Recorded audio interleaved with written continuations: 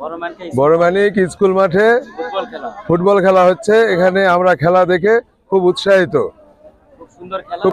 হ্যাঁ, আমরা চাই যে প্রতি বছর এরকমই খেলা চলুক। টাকার অভাবে খেলা হচ্ছিল না, হয় না, যত খরচ সব শামীম ভাই বহন করেছে, যার কারণে আমরা খেলাধুলা করতে পারতেছি। আশা করি সামনে বারে যেন আরো আমরা উদ্যোগ নিব, আরো যেন হেল্প করে, খেলাধুলা যেন আরো ভালোভাবে সুন্দর হয়।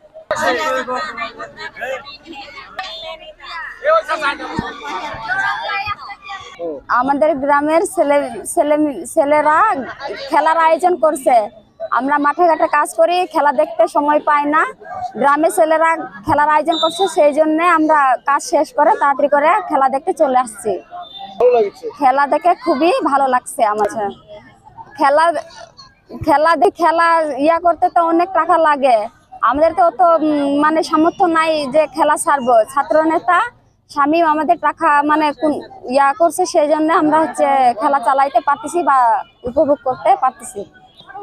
আমাদের এখানে ছেলেপেলেরা খেলার আয়োজন করছে। এখানে আমাদের বাবা মা, দাদু দিদা, আমরা আমাদের ভাই বোন সবাই দেখতে আসছি। খেলা দেখে অনেক মজা লাগতেছে।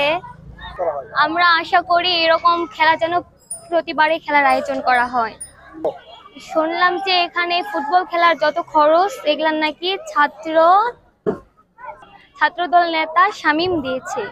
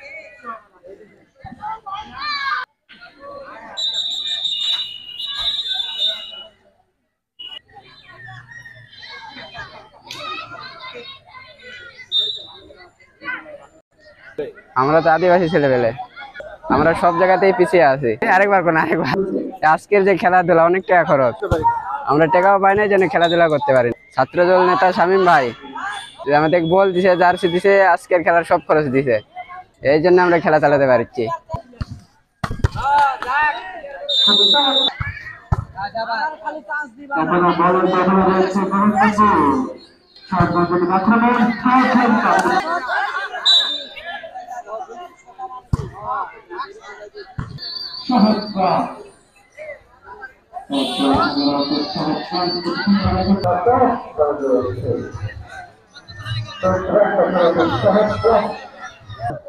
আমি এখানে 3টা ম্যাচ দেখলাম। এরা ওই আদিবাসী ছেলে তো খুব ভালো খেলতেছে, তবে এদেরকে একটু যদি সহযোগিতা করা যায় তবে আরো ভালো খেলবে ইনশাল্লাহ।